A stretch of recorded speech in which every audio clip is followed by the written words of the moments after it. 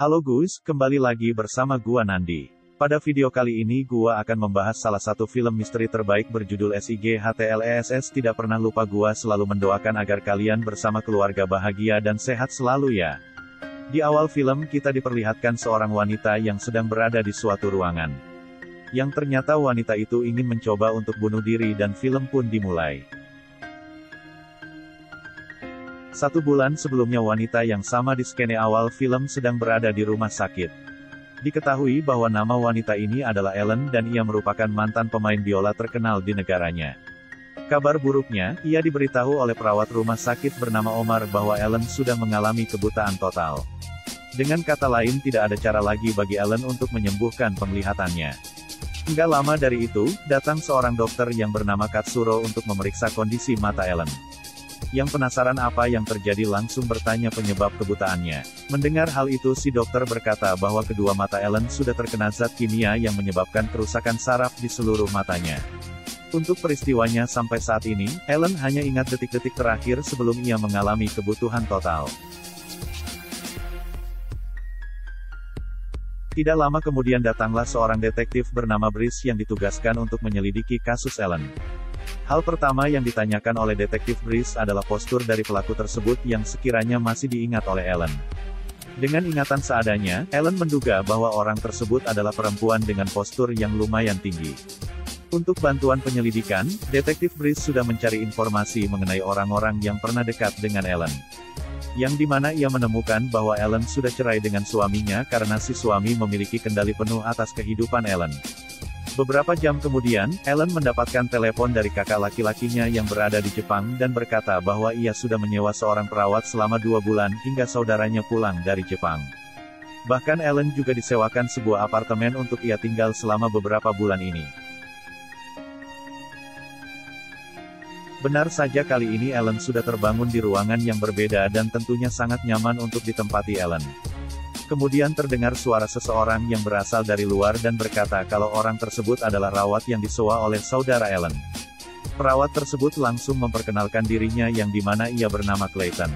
Sebelum memulai hari pertamanya bekerja, Clayton bercerita bahwa ia adalah seorang perawat profesional yang saat ini merawat berbagai orang. Sebagai informasi tambahan, Ellen diberitahu bahwa ia berada di apartemen dengan nomor kamar 902, yang tentunya berada di lantai 9. Perlahan namun pasti, Ellen mencoba untuk berjalan di apartemennya ini dan belajar mengenai tata letak dari ruangan.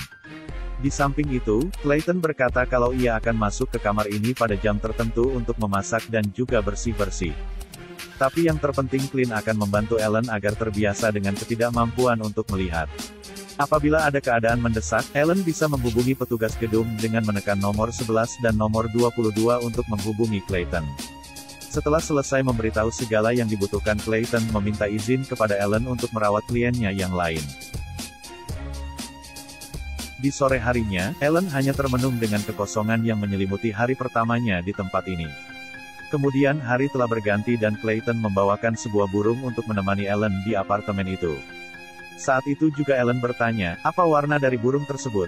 Mendengar hal itu, Clayton pun berkata bahwa warna burung itu akan mengikuti imajinasi yang sudah terbentuk di pikiranmu.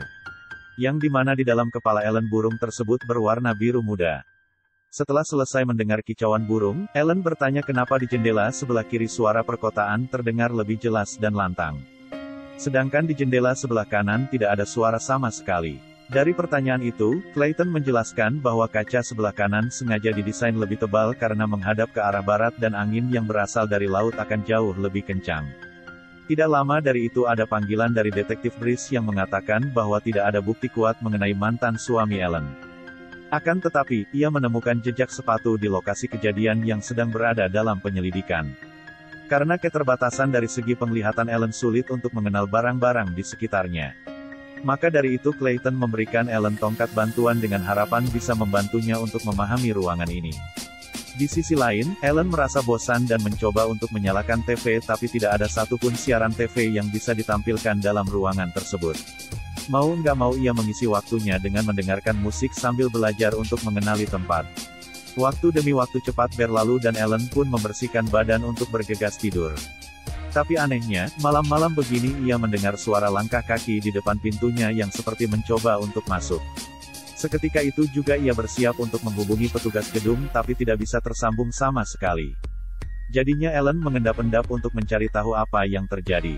Sampai pada akhirnya, ia mendengar suara wanita dari ujung kamar mandi yang dimana ia menduga kalau wanita itu sedang terduduk di lantai. Tapi ternyata suara itu berasal dari sebuah ventilasi dan ia mendengar seorang wanita sedang bertengkar dengan laki-laki. Esok harinya Ellen mengadu kepada Clayton kalau semalam terdengar jelas ada suara wanita yang sedang bertengkar juga mengeluh kenapa nomor petugas keamanan gedung tidak bisa tersambung saat ia menghubunginya. Ketika itu juga berkata bahwa hal-hal tersebut sangatlah wajar apabila ada tetangga yang berisik saat berada di apartemen. Mengenai petugas keamanan gedung, Clayton akan memberitahu manajer apartemen atas komplain yang terjadi. Saat siang harinya Ellen terus merasa bosan dan ia mendengar suara alarm mobil yang berbunyi pada waktu bersamaan. Lalu Ellen mencoba untuk keluar dari kamarnya sambil membawa sebuah kertas memo yang sudah ia tulis. Dengan penuh keberanian, ia menekan bel dari kamar tetangganya itu dan mengajaknya minum teh di kamar Ellen. Namun, Ellen seperti menyadari sesuatu yang janggal dari kamar tersebut, dan ia pun kembali lagi ke kamarnya untuk membuka jendela yang ada di sebelah kiri. Di sore hari Ellen menyimpulkan kalau tetangganya selalu membuka jendela kamar. Sehingga Ellen merasakan angin yang begitu kencang ketika ia berada di depan kamar 901. Tapi, Clayton berkata, mungkin saja penghuni kamar sebelah ingin mendapatkan angin yang lebih. Jujur saja, sampai sekarang ini Ellen terus berusaha untuk mempelajari kebiasaan barunya. Seperti bertanya mengenai, sedang apa orang-orang di jalan raya, mobil-mobil apa saja yang terparkir dan bahkan ia ingin mengetahui wajah Clayton dengan cara menyentuhnya. Di malam hari Ellen mendengar suara ketukan dari pintu kamarnya yang ternyata orang tersebut adalah tetangganya yang bernama Lana. Tidak seperti orang yang baru kenal pada umumnya, Lana malah langsung menyebutkan sosok suaminya yang bernama Russo. Di sela-sela pembicaraan Lana kembali bertanya kenapa Ellen bisa kehilangan penglihatannya. Dari sinilah dengan menyebutkan kata kehilangan berarti Lana tahu bahwa sebelumnya Ellen bisa melihat dengan normal. Padahal mereka baru saja berkenalan hari ini dalam waktu beberapa menit. Lana yang terus-terusan ditanya oleh Ellen langsung merasa gugup dan gemetar ketika itu juga. Bahkan Lana keceplosan dengan berkata bahwa ia membuat kekacauan lagi pada hari ini. Tentu saja Ellen semakin curiga dengan perkataan Lana, ditambah lagi saat Ellen meraba wajah yang ternyata memiliki luka jahitan.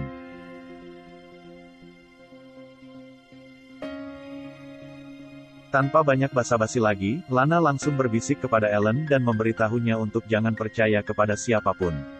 Lalu Lana pun bergegas pergi dari kamar Ellen dan Ellen terus mengejarnya yang melarikan diri. Tapi sialnya lift apartemen langsung berbunyi dan ternyata orang tersebut adalah suami dari Lana yang bernama Russo. Kemudian Ellen yang berniat untuk membantu Lana yang menjadi korban kekerasan langsung menelepon Clayton yang mungkin saja bisa membantu dirinya. Hanya saja, Clayton berkata bahwa ia sudah bertemu dengan suami Lana yang dimana suaminya berkata bahwa istrinya mengalami gangguan jiwa. Esok harinya Ellen menyadari ada seorang polisi yang mendatangi kamar tetangganya. Dari sini ia merasa lega karena Clayton sudah merespon keluhannya pada malam hari. Agar Ellen lebih merasa tenang, Clayton menyuruh polisi tersebut untuk berbicara kepada Ellen.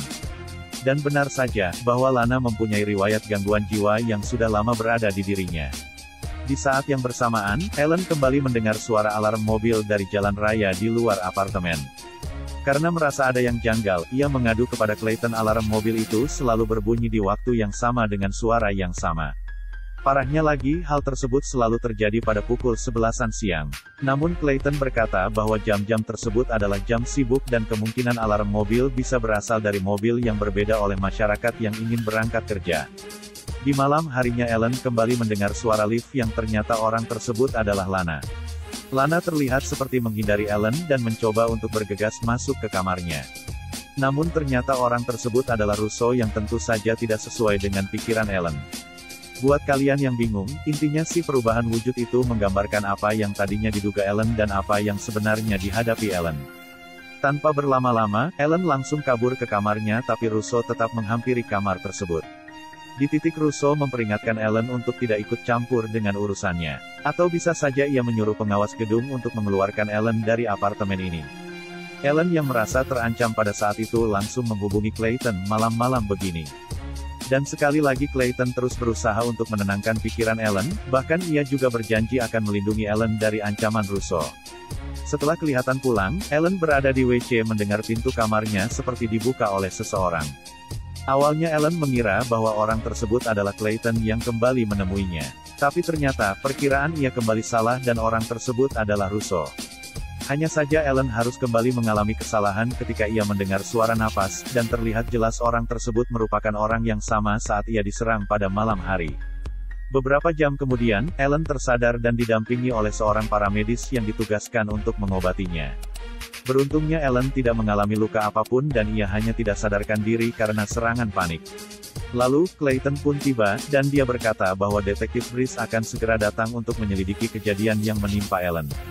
Saat sesi wawancara, Detektif Brice membuat prasangka bahwa kejadian yang baru saja terjadi merupakan perbuatan Clayton.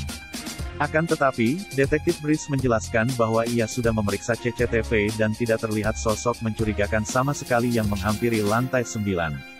Itu pun yang ia lihat hanyalah Clayton bersama operator yang menghampiri kamarnya Ellen setelah kejadian itu. Saat hari berganti, Ellen mengandalkan laptopnya untuk mencatat apa saja yang ia katakan. Ia merasa tidak lagi didengarkan oleh orang-orang di sekitarnya mengenai persepsinya selama ini. Dan ia pun membuat catatan kepada orang-orang yang ada di hidupnya termasuk saudaranya mantan suaminya dan juga Clayton. Sampai di titik ini kita kembali pada skene awalnya memperlihatkan Ellen akan melompat dari apartemennya sendiri. Setelah itu, Ellen ternyata tidaklah meninggal tapi ia malah terbangun di suatu ruangan.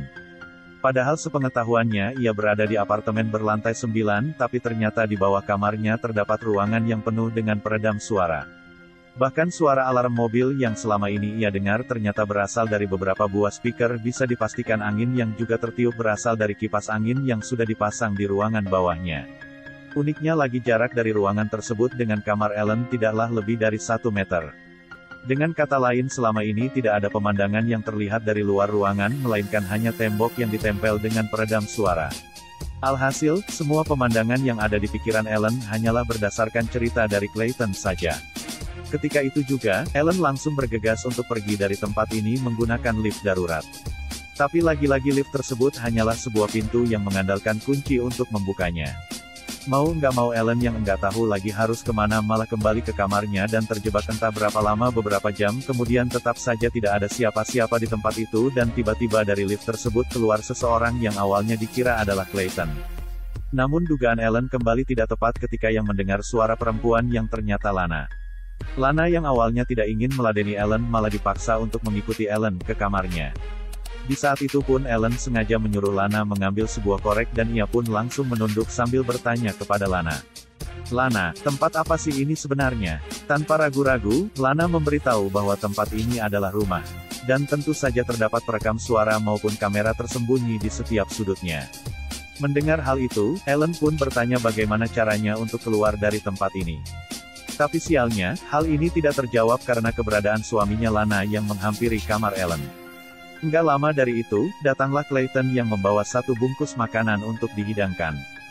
Clayton pun berkata bahwa ia melihat Lana dan suaminya yang baru saja masuk ke kamar Ellen. Dan suaminya memberitahu Clayton bahwa ia bersama Lana akan pergi keluar kota selama beberapa minggu. Lalu Clayton menyuruh Ellen untuk makan malam dan ia juga sudah menyiapkan sebuah hadiah berupa biola untuk Ellen. Enggak lama dari itu, Clayton meminta izin untuk keluar ruangan dan ia mengetukkan kedua jarinya sebanyak 2 kali. Seketika itu juga Ellen baru saja menyadari sesuatu hal yang ternyata ketukan 2 kali itu sama persis dilakukan oleh perawat di rumah sakit yang bernama Omar. Dan juga dilakukan oleh polisi penyelidik bernama Detektif Brice bahkan orang-orang yang selama ini ia bayangkan ternyata bukanlah orang yang berbeda. Melainkan wujud dari semua karakter itu sudah diperankan oleh asistennya yang bernama Clayton. Itulah mengapa dari awal Clayton menyuruh Ellen untuk memainkan imajinasinya pada saat ia memberi seekor burung. Ditambah lagi burung yang berada di dalam sangkar menggambarkan keberadaan Ellen yang selama ini tidak bisa kemana-mana. Luar biasanya Clayton berhasil memainkan seluruh peran itu dengan mulus mulai dari dokter, perawat rumah sakit, paramedik, detektif, polisi, dan juga suaminya Lana yang bernama Russo. Karena pada dasarnya, Clayton tahu persis kalau Ellen tidak siap untuk mengalami kebutaan. Maka dari itu dengan mudahnya ia bisa mengontrol psikologi Ellen dan juga memainkan imajinasinya. Alhasil, satu-satunya orang yang asli hanya Lana sendiri yang memberitahu Ellen untuk tidak percaya kepada siapapun. Ketika Clayton sudah kembali, Ellen berpura-pura untuk tidak tahu dan ia mengajak Clayton untuk minum-minum alkohol. Hal ini tentu saja membuat Clayton senang dan Ellen berencana untuk menusuk Clayton dengan pisau yang berada di meja. Di saat itu pun Ellen sengaja menjatuhkan gelas minumannya dan ia langsung mengambil sebuah pisau di meja dapur. Namun ternyata dugaan Ellen tidaklah tepat dan pisau-pisau itu sudah disimpan oleh Clayton ya karena sudah terlanjur, mukul kepala pakai tempat pisaunya saja juga tidak masalah. Kemudian ia pun bergegas mengambil kumpulan kunci yang sudah dibawa oleh perawat gadungan itu. Malahan Ellen juga menemukan alat setrum di dalam tas milik Clayton. Tanpa berlama-lama, ia mencoba seluruh kunci yang ada dan akhirnya terbukalah ruangan di kamar 901 itu. Yang dimana isi dari ruangan tersebut berupa kipas angin besar, speaker, dan juga alat-alat komunikasi beserta kostum-kostum yang selama ini digunakan oleh Clayton. Bahkan terdapat juga kostum yang sama persis dengan pelaku penyerangan terhadap Ellen. Di ujung ruangan tersebut, Ellen mendengar suara Lana yang menangis tanpa henti. Setelah itu Lana yang mencoba kabur langsung dikejar oleh Ellen sampai-sampai Ellen berada di ruangan yang terdesain seperti kamar rumah sakit. Dengan kata lain di skene awal film pun sebenarnya Ellen sudah berada di tempat ini, hanya saja ia dibius terlebih dahulu dengan segala obat-obatan yang berada di wastafel Ellen. Terlebih lagi Ellen juga mendengar pengakuan Lana yang mengatakan bahwa ia adalah adik kandung dari Clayton. Selama ini Lana bersama Clayton hanya tinggal berdua karena kedua orang tuanya sudah meninggal sedari mereka kecil. Hal itu pun membuat Lana tidak bebas untuk kemana-mana karena ia selalu berada di bawah kendali Clayton. Makanya luka jahitan yang ada di muka Lana menandakan bahwa selama ini ia mendapatkan perlakuan keras dari kakaknya apabila membuat kekacauan. Oleh karena itulah Ellen keceplosan kalau ia takut untuk membuat kekacauan lagi di hari yang sama. Dalam keadaan mendesak seperti ini, Ellen diberitahu oleh Lana, yang dimana hanya ada satu jalan keluar dari tempat ini. Yaitu, Ellen disuruh kembali ke ruangan sebelumnya untuk mencari satu-satunya ventilasi yang tersedia. Namun lagi-lagi saat Ellen bergegas pergi, ia malah bertemu sama Clayton. Beberapa menit kemudian, Ellen kembali tersadar sambil berada di ruangan kedap suara bersama Clayton. Clayton bercerita pada saat ayahnya masih hidup, ia dikurung di ruang bawah tanah selama 3,5 tahun. Untuk menghibur dirinya, ia hanya mengandalkan segala imajinasi sambil ditemani musik yang diputar oleh Lana atas perintah ayahnya.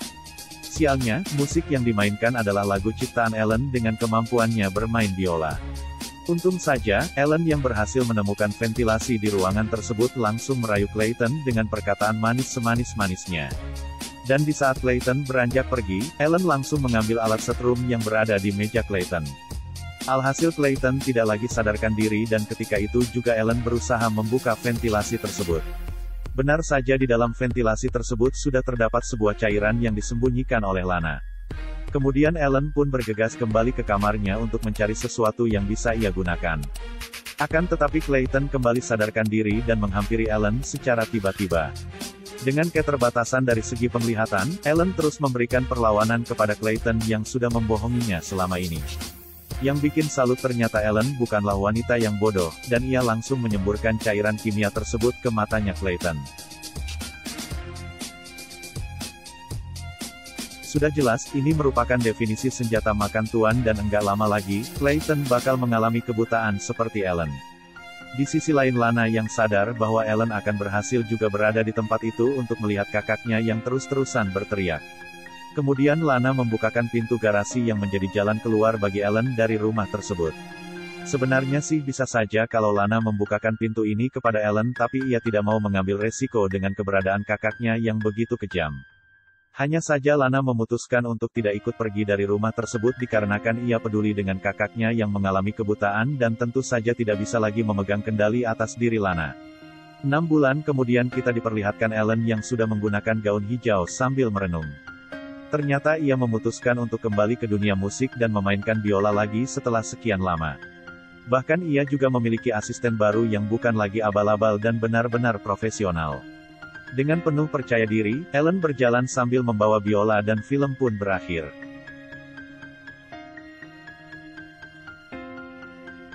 Pada intinya si film ini benar-benar memiliki plot twist yang luar biasa. Dan gue berharap semoga penjelasan gue bisa kalian mengerti ya. Oke deh guys, mungkin segini saja pembahasan dari film SIGHTLESS. Sampai bertemu lagi di video berikutnya, gue Nandi cabut dulu. Dadah.